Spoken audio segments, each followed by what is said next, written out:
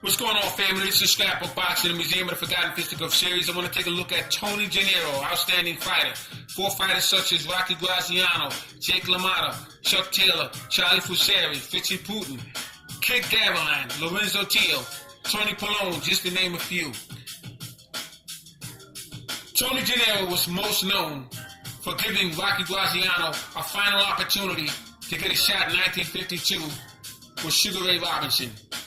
Tony Janiros was leading on all cards, and Rocky Graziano had to make a comeback. Almost like 12 seconds left before the fight was over. He had to knock out Tony Janiros in order to get that shot with Sugar Ray Robinson. But he had a career besides that. Let's take a look at his career. Now, Tony Janiros was born in Youngstown, Ohio. He was a middleweight. Born October 27, 1927, Springdale, Pennsylvania. 1943, he began his professional career and was placed on a card on December 8th against Charlie Jeffries in Elizabeth, New Jersey, and defeated him in 6 rounds. That was his first professional fight. December 15th, Frankie Daniels, another good fighter. Elizabeth, New Jersey, knocking him out in 4 rounds. Joe Griffo, Newark, New Jersey, defeated him in 6 rounds on December 20th. In 1944, January 12th, he would face Milton Bell, Elizabeth, New Jersey, defeating him in 6 rounds. January 17th, Ed Cummings, Newark, New Jersey, knocking him out in 3 rounds. January 26th, Jackie Patterson, another good fighter, Elizabeth, New Jersey, defeating him in 6 rounds. February 1st, Milton Bell, Jersey City, New Jersey, defeating him in 6 rounds.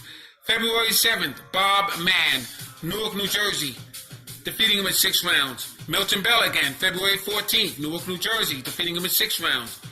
Jackie Patterson, Elizabeth, New Jersey, defeating him in 6 rounds. February 23rd, 1944. And he would continue that year. Look at this schedule.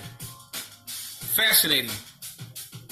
He would face fighters such as Johnny Williams, Elizabeth, New Jersey, defeating him in 6 rounds.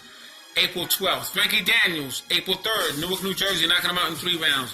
Al Bishop, Long Island City, knocking him out in 1 round, June 13th. Tommy Mills, New York City, defeated him in 6 rounds, June 28th.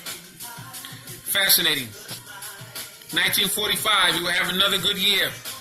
He would have 2 losses, but look at the fighters he fought. January 11th, Oscar Lewis. He would face him in New Brunswick. That's in New Jersey, knocking him out in 4 rounds.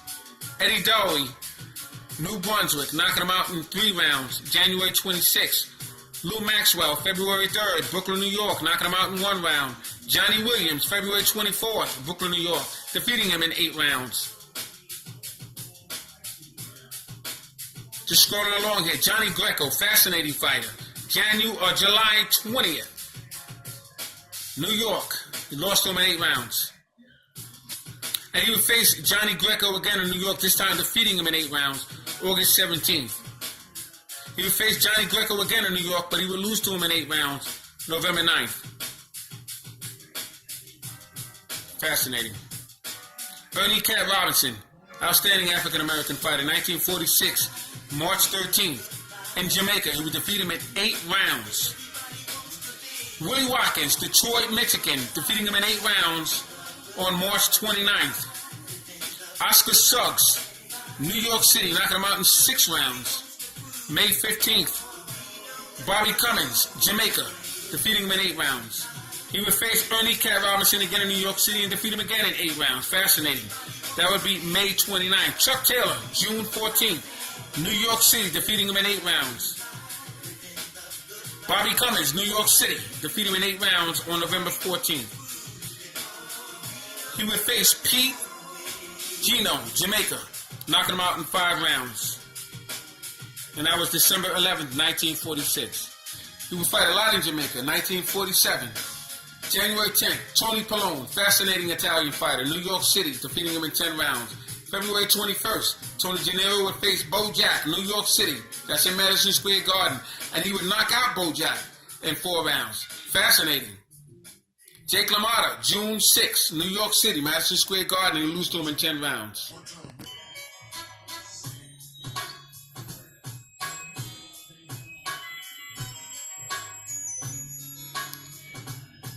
Fascinating. Just skimming through here. 1948. January 16th, Laverne Roach, New York City. He would lose to him in 10 rounds. Unfortunately for Laverne Roach, Marcel Sedan would pop a vessel in Laverne Roach's head and kill him in the ring. But Laverne Roach was an outstanding fighter himself. Salute to Laverne Roach. But Tony Janiros would lose to Laverne Roach in 10 rounds, January 16, 1948. May 24th, he would face Bo Jack, Washington, D.C., and lose to him in 10 rounds. Rudy Kessler, good fighter. October 11th, Brooklyn, New York, knocking him out in 1 round. October 25th, Lou Vallis, Toledo, Ohio, 10-round draw. 1949, February 7th, he would face Henry Hall, another good fighter, London. He would lose to him in 10 rounds. Gwyn Williams, April 4th, London, knocking him out in 8 rounds. Mario Marino, good fighter, Newark, New Jersey. He would knock him out in 3 rounds on July 13th, 1949. 1950, January 11th, he would face Charlie Fusari. Charlie Fusari, dynamic fighter. We'll be doing a profile on him. As I said to you once before in another video, Charlie Fusari had fought Sugar Ray Robinson. That was Sugar Ray Robinson's first title defense. In Detroit, Michigan, he would defeat Charlie Fusari. That means that Charlie Fusari was ranked number 1 when Sugar Ray Robinson fought him. Fascinating. March 31st, Rocky Graziano, New York City, 10-round draw. June 20th, Al Gudelo, Elizabeth, New Jersey. He would defeat him in 10 rounds. October 27th, he would face Rocky Graziano again in New York and lose to him in 10 rounds. December 4th, Kid Gavilan, Cleveland, Ohio, lose to him in 10 rounds. 1951, February 26th, he would face Fitzy Putin, another very good fighter. Fitzy Putin was from New Jersey. He would fight him in New York and lose to him in 10 rounds. June 7th, Charlie Fusari, Newark, New Jersey, defeat him in 10 rounds. Fascinating. July 9th, Laurence Dotil, Montreal, lose to him in 10 rounds. Laurence Dotil was famous for Jake LaMotta, knocking him out in 3 rounds. And that was, Jake LaMotta had to win that fight in order for Sugar Ray Robinson to get an opportunity to face Jake LaMotta in 1951. Jake LaMotta had taken the fight away from Marcel Sedan. Marcel Sedan couldn't come out the corner. He had an injured shoulder. So that gave Jake LaMotta the victory and the middleweight championship of the world. And Laurence Dotil was defeating Jake LaMotta. And in the very last round, Jake LaMotta would play possum as though he was hurt up against the ropes. And he would open up and let everything go. The last few seconds of that last 15 rounds, he would knock out Laurence Dotil. Fascinating fight. And Sugar Ray Robinson would get the opportunity to face Jake LaMotta. One story, 1951.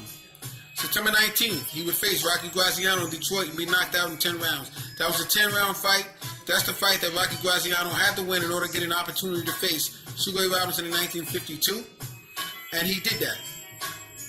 Before that, Rocky Graziano had won 20 straight fights as a comeback from his loss in 1947 to Tony Zale. And he would face Gene Burton in that 20th fight.